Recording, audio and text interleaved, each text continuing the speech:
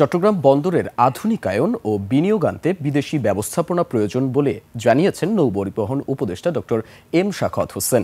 পাবনার নগর বাড়িতে আধুনিক নদী বন্দর উদ্বোধনের পর সাংবাদিকদের তিনি জানান, বিশ্বের অনেক দেশে বন্দরের কার্যক্রম বিদেশি ব্যবস্থাপনায় পরিচালিত হয় এবং এতে লাভ বেশি হয়। চট্টগ্রাম বন্দর এখনও পর্যাপ্ত আধুনিক নয়, তাই আধুনিকায়নের জন্য বিদেশি ব্যবস্থাপনার প্রয়োজন, যা কার্যক্রম ও কর্মসংস্থান বৃদ্ধিতেও সহায়ক হবে।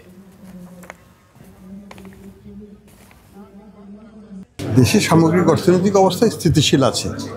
এখন জিনিসটা হচ্ছে যে রাজনীতিটা যদি স্থিতিশীল থাকে তাহলে অর্থনীতি আরও ভালোভাবে চলবে সামনে। ইংল্যান্ডে তো আমাদের লয়াররা আমরা পাঠিয়েছি ব্যাংকের থেকে, বিভিন্ন ব্যাংক থেকে। তারা সাইফুজ্জামান এবং বেক্সিমকো গ্রুপের অ্যাসেটের যে ক্লেমটা এস্টাবলিশ করার চেষ্টা করছে। যদি এটা সাকসেসফুলি হয় তাহলে হয়তো আমরা খুব দ্রুত কিছু পজিটিভ রেজাল্ট দেখতে পারবো।